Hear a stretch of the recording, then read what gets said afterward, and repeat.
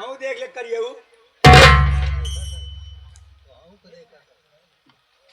हम जानत रहे एक दिन जरूर आए। तू जितनी गुलगुल सांप यह हर जाए तो का अच्छी तरह से जानत है। अब तई माने का भगवती गाड़ी का अपने बस में कैली हो तू हाँ रंडव आई एक देखा हो हे नन्हे आई बहुत अलग देखा पान बोदरू भगवती गाड़ू तबलाया से मुंह ठोकवा बैठे है तू हमारे भतारे कमाई खाए खाओ जवन चाइनवा कोहड़ा तू फूला है अजुए तुहार खबर ले घबरा थी हमारे ऊपर हाथ उठाए रहे ना तू अब तू देखा हमार करमात का करी थी।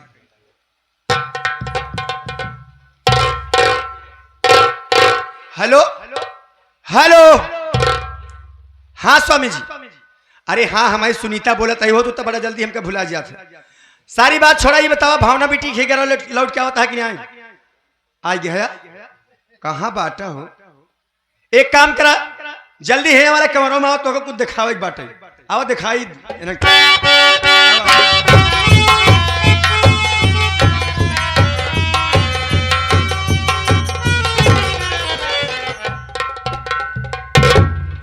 देख ले स्वामी जी आज अपने आँखी देख ले घर में का होत भी बात तो बतावत रहे लेकिन तू हमार बात ना माना आज देखा अबे सतवा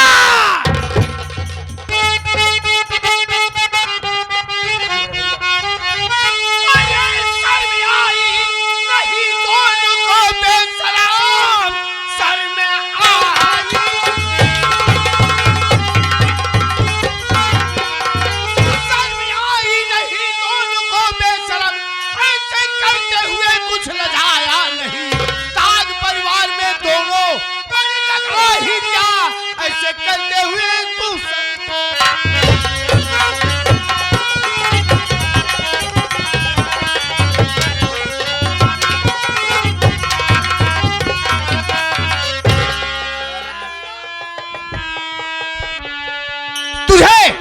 तुझे इस वक्त कॉलेज में होना चाहिए तू घर क्या कर रहा है? अरे भैया मुझे तो कॉलेज में रहना चाहिए था भैया पहले मेरी बात तो सुनिए ना भैया। बात क्या बोलना चाहता है?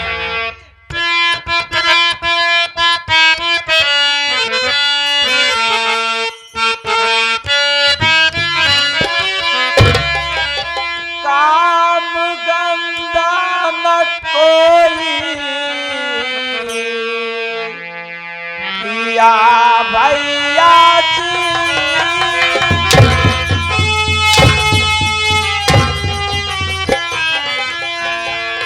काम गंदा न कोई पिया भैया झूठा इल्जाम पाभी लगाती। सुन लीजिए स्वामी जी अपने आप से सब देखा है आपने सर पर तेल रखा आपसे बाबी झूठा बताती।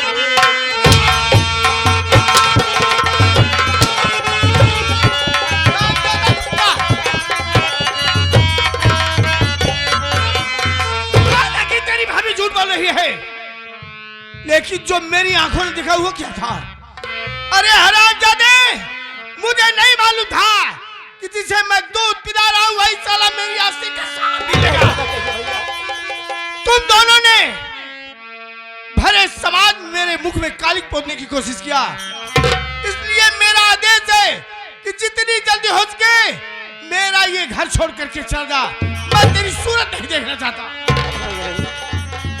ऐसा ना कहिए भैया ये आपका भाई ऐसा कोई गलत काम नहीं किया भैया जिससे आपका मान सम्मान आपकी नजर में डूब जाए। हरामजादे मैं तेरी सूरत नहीं देखना चाहता। एक तो छुट्टी दवा की वजह से भरे समाज में मेरे माथे पर कलंक का टीका लग गया। मैं समाज में सर उठा करके बात नहीं कर पा रहा हूँ। और इसे देखो ये कलमुही मंदरिया रंडी है पूरा हर जाए। इसे तो मैं लक्ष्मी समझता था लेकिन ये कुलच्छनी के काबिल भी नहीं है। जितनी जल्दी हो सके मेरी नजर से दूर चला जा। भैया मेरा क्या कीजिए भैया।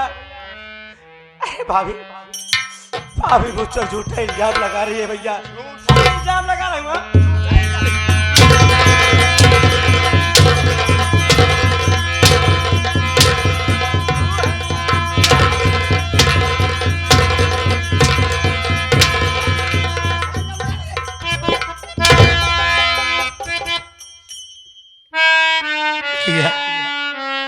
मैं तेरी कुछ नहीं सुनना चाहता। जितनी जल्दी हो सके मेरी नजर से दूर चला जा। भाग यहाँ से। अगर आप यही चाहते हैं कि मैं आपकी नजरों से आपके घर से हमेशा हमेशा के लिए चला जाऊं तो ठीक है भैया, चला जाऊंगा। पर जाने से पहले एक बार मेरी माँ को बुलाते। तुझे किसी से मिलने की कोई छोटू माँ को बुलाते।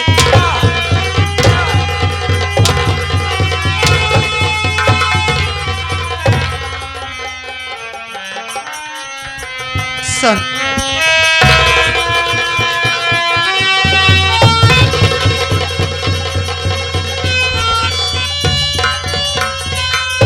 अरे संतोष बेटवा, अरे कवन ऐसे गुनाह कही दिया भैया तू कि जवन आज सूरज बेटवा मारा था। अरे रे पगला अभी तोल मातारी जिंदा। अरे हमारे जिया जिंदगी तोरे ऊपर कौना आँच ना आए। दुनिया की हर मुसीबत झेले बरे हम तैयार हैं, लेकिन हमका बतावा कौन ऐसी गलती कही गया भैया। मैंने कोई गलत काम नहीं किया है माँ। अरे मैं तो कॉलेज के रेडी हो रहा था। मैं अचानक मेरे सर में बहुत जोरों से दर्द होने लगा। छोटी भाभी मेरा सर दबा रही थी माँ।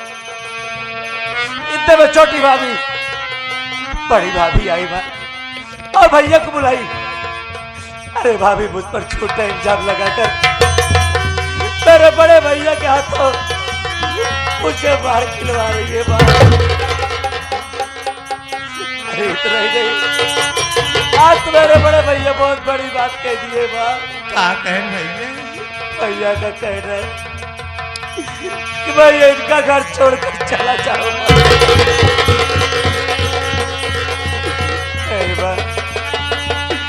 मैं आप सबको छोड़कर नहीं जाना चाहता माँ। मैं ये घर छोड़कर नहीं जाना चाहता।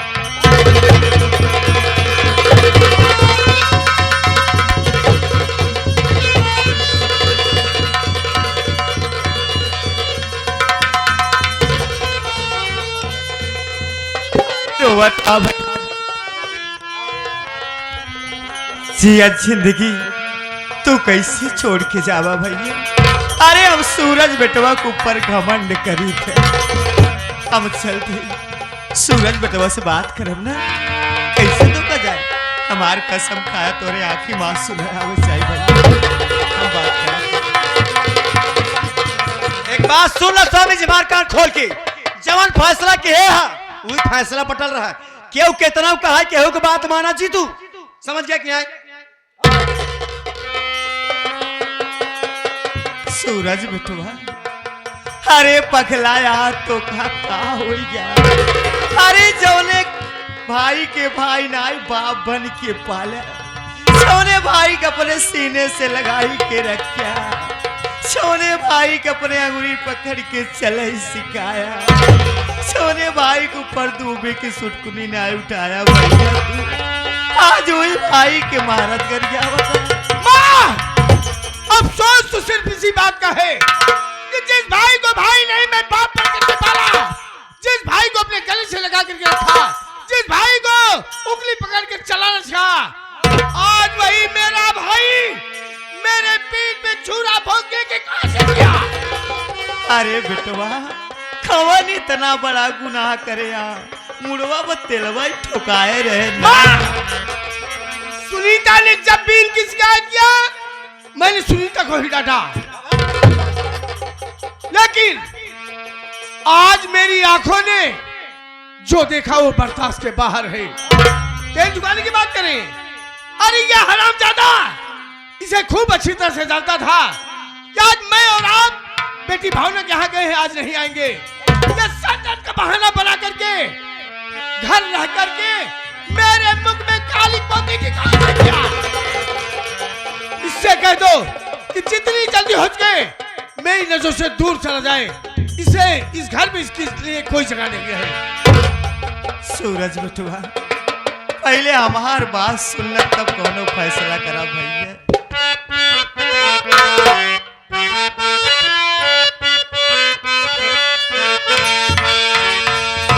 नहीं आए सी हालत में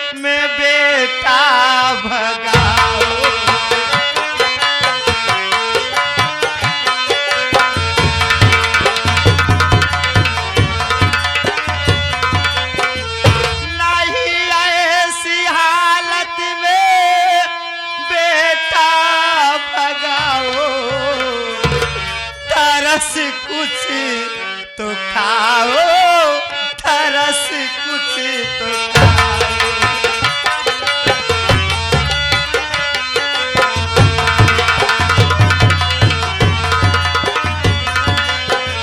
सरिता का दिन पहुंचा बच्चा होने का, सरिता का दिन पहुंचा बच्चा होने का, परू पाओ बहू तुम तरस कुछ तो खाओ।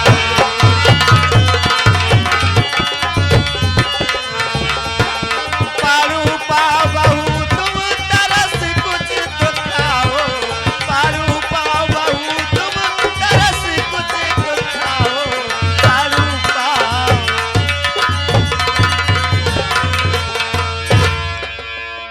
अरे बड़की दुल्हन, बोला बूढ़ा।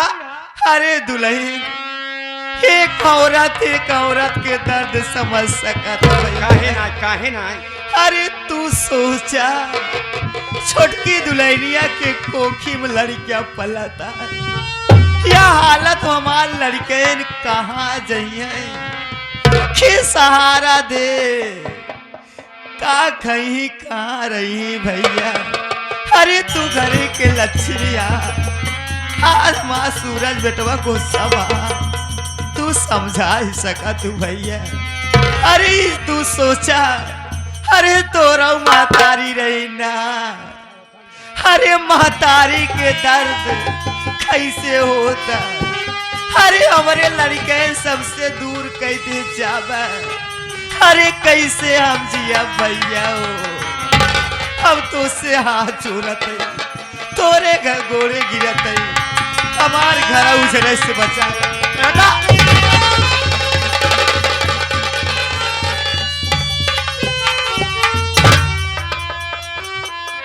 अच्छा ये बतावा बूढ़ा, हमहू तेकर भौजा आई रहे, हमसे कहे ना कहे गोल मुंह दबावे की, का हमसे कहे होत एकर गोल मुंह हम न दबाई, लेकिन हमसे कहे भी न कहे। एक बात जान लम्मा, जब दिल लगा सरिता से तो सुनीता क्या चीज है, दिल तो उससे लगा वो कर रातों दिन चोचो मोचो से फाने बा, हमसे कथा बिन कहे। तू का कहती है, हम इनका समझाई ले।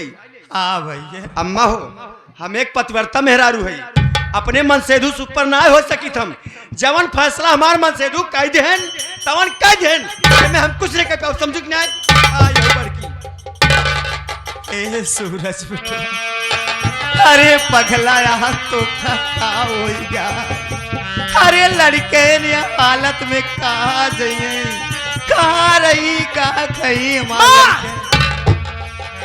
एक तो सुनीता की वजह से मैं समाज में सर उठा करके बात नहीं कर पा रहा हूँ। इसे देखो, इसे मैं लक्ष्मी समझता था, लेकिन ये हरामजादी कुलच्छनी के काबिल भी नहीं। ये अगर इससे कह दे क्या तुम्हें खाना नहीं खाना है, तो ये हरामजादा खाना नहीं खाया है, पूछो खाया है, ये कमीना है, और ये कलमुही इसके साथ मिल करके मेरे मुख में काली पोतने की कोशिश किया।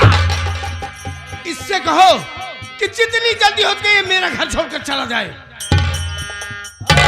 अरे सूरज बेटवा, आज हमका एहसास होता कि तो के सबे के पाले पोसे हम कौनो कमी कही गए बेटा। आज इस जगह तो और सगी मातारी रही होती ना, आज उनकर बात ना कटता। अरे हम सौतेली मातारी यही बड़े हमार बात ना ही माना। आज आपने मुझे इतनी बड़ी बात कह दिया, मैंने ख्वाब में भी नहीं सोचा था। अरे क्या समझते हैं मुझे आप? अरे आपके एक इशारे पर मैं अपनी गर्दन काट कर आपके कदमों में डाल सकता हूँ, लेकिन आज मुझे एहसास हुआ कि आपको मुझसे नहीं इनसे ज्यादा प्यार है। अगर आपको इनसे ज्यादा प्यार है तो मुझे कोई इतराज नहीं बा, आप इन्हें लेकर के रहिए, मैं स्वयं ये घर छोड़कर चल। हम कहा था पगला यहाँ का तू कहाँ जावे घर छोड़ के?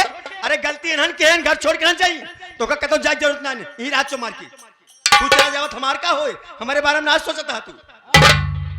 बड़े भैया ताकि माफ हो मेरे भाई, वैसे तो आप सामने मेरी बोलने की औकात नहीं है भैया। काहे बरत बोलता है भगवती का रे, लेकिन आज इस घर की हालात को देखते हुए आज मुझे बोलना पड़ा है भैया।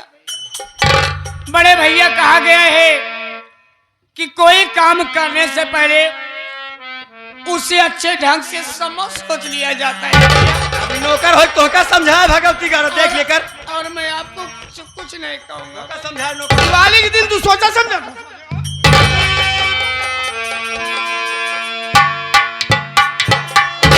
ठीक है बेटवा, चवन फैसला के अच्छा किया।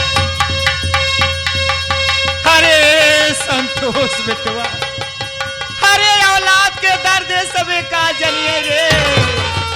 अरे औलाद के दर्द एक मातारी जान सकत बेटवा। अरे अपने कोकी से तो का सबे के पैदा नाई के, अपने जिस्म के कतरा खून जलाई के पानी, महतारी के ममता दे में कमी नाई के। अरे आज ही दिन दे कैसे पहले, अरे हमार मौत काहे ना हो।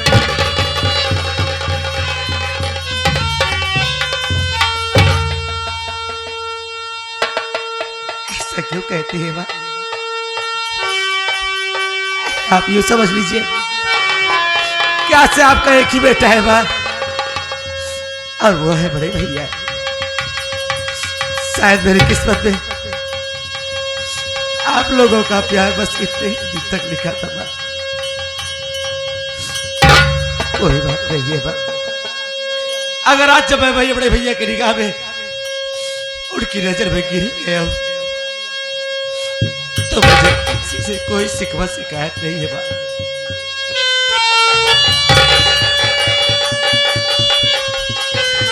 माँ भैया से कुछ बातें करना चाहता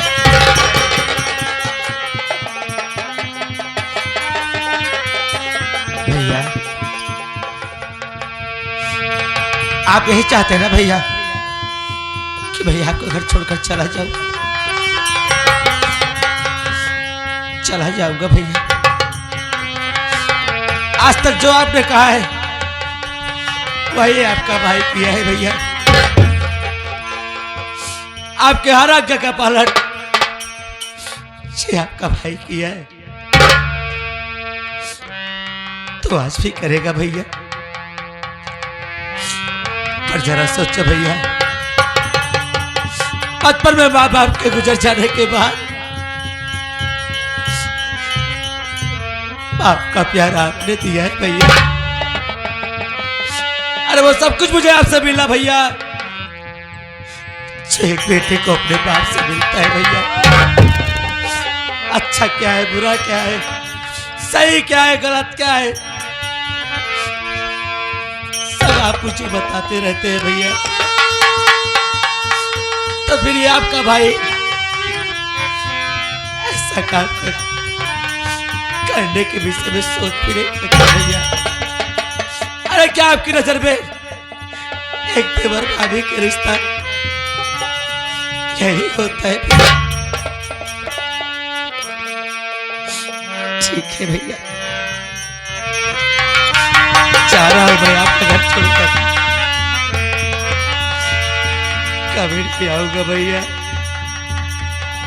पर एक बात जरूर कहूंगा भैया, जिस दिन आपको यह सच्चाई पता चलेगी ना कि आपका भाई बेकसूर है, तो आप पछताएंगे भैया।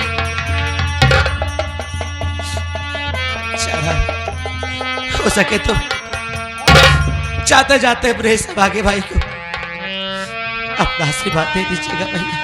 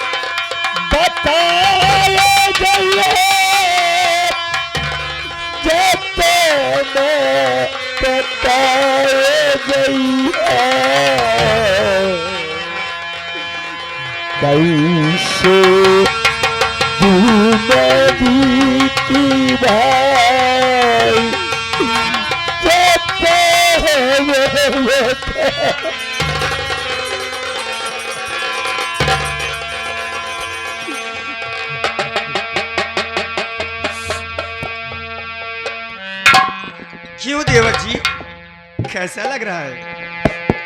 आखिर तुमने मेरे ऊपर हाथ उठा के बहुत बड़ी गलती किया था। जाते समय मैं तुझे बोल के गई थी कि अगर अपने अपमान का बदला हम न लिए तो मोरे गदोरी बार जाए, दर दर भीख न मंगवाए, हमारा नाम सुनीता ना। आखिर आज दिन आएंगे, क्या करूं, दर्द तो मुझे भी हो रहा है। देवर जो है मजबूर हूं, लेकिन क्या करूं। अब तो आपके दिल को सुकून मिला होगा बहुत ज्यादा देवर जी। आप यही चाहती थी ना कि आपका दिल आपका घर छोड़कर चला जाए। चारा भाभी, जाओ जाओ। और जाते जाते आपसे हाथ जोड़कर विनती है भाभी, आपके सिवा भैया और माँ का कोई नहीं है यहाँ।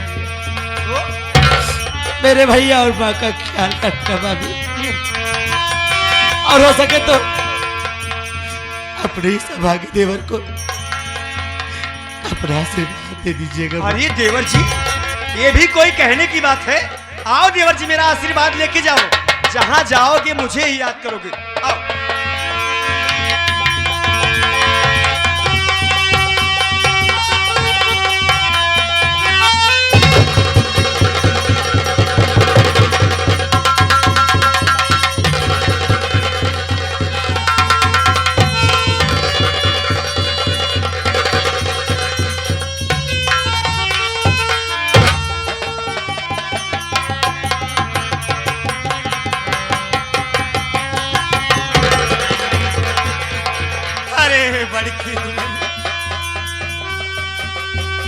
आज अपने संतोष बिटवा कम तो का सब पता ही भैया, अपने नजर से कब दूर नाई करे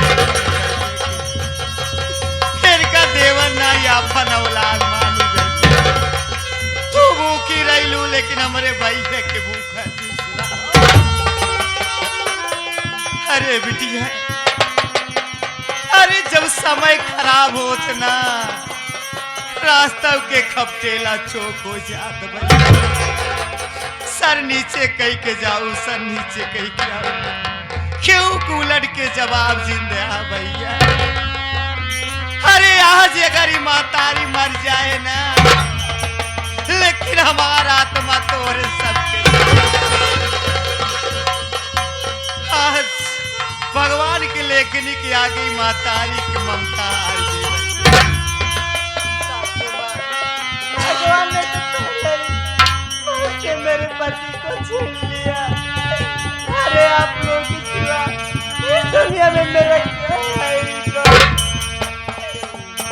सासू माँ, अगर मेरे किस्मत में दर की ठोकर ही लिखा है, तो मैं ही क्या करूं?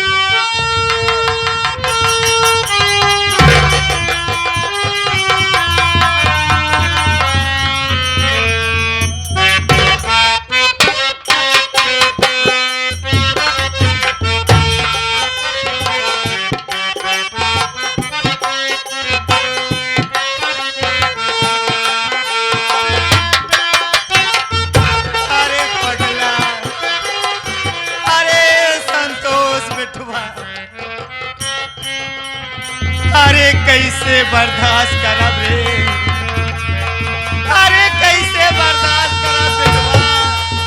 अरे कौले अब संतोष का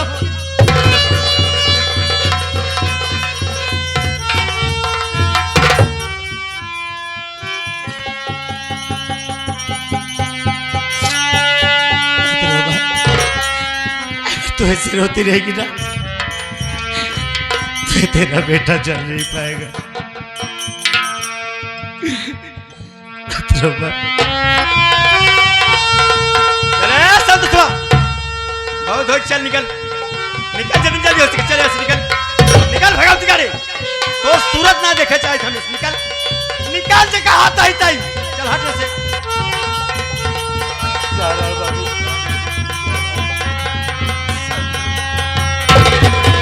छोड़ भगाओ, छोड़ दे, छोड़।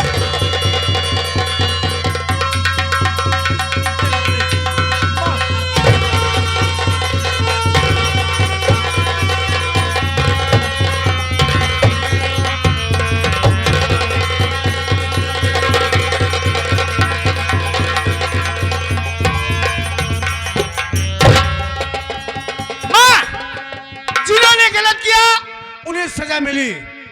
आप अपनी सेहत का ध्यान दीजिए, मालिक ने चाहा तो एक दिन सब कुछ ठीक हो जाएगा। कसम मेरी मचकती जवानी की, दबदबा था, दबदबा है, दबदबा बना रहेगा। आप लोग शांति बनाकर बैठिए। अरे खेल में मजा तो अब आएगा।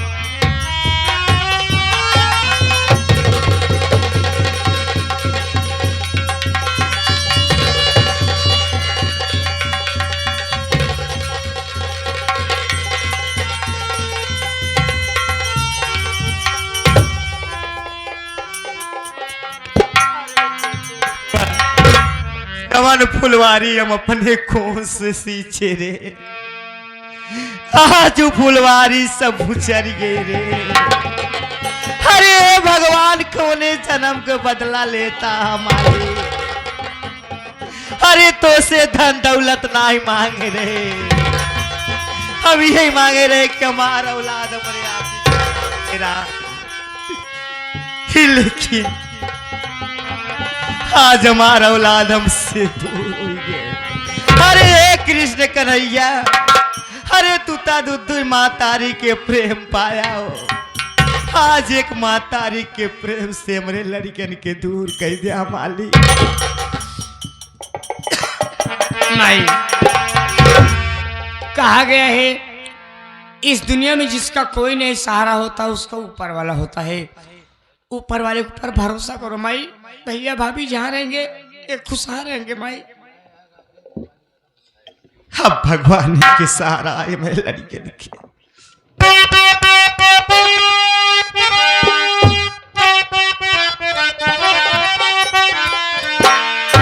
दुखे ना हो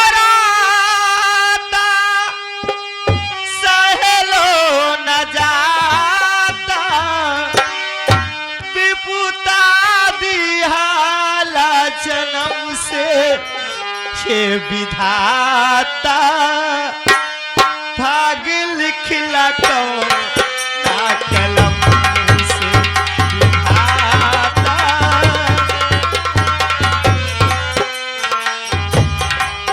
दुख ना ओराता सहलो न जाता विमुक्ता बिहाला जन्म से हे विधाता भाग लिखला कौन ना कलम से विधाता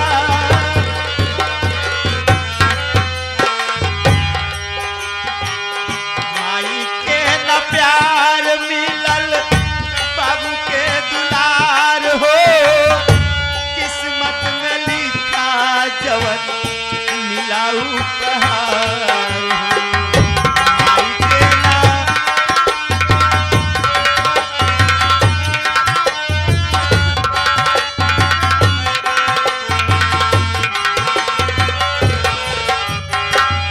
माई के न प्यार मिलल बाबू के दुलार हो किस्मत में लिखा जवन मिलाऊ उपहार हो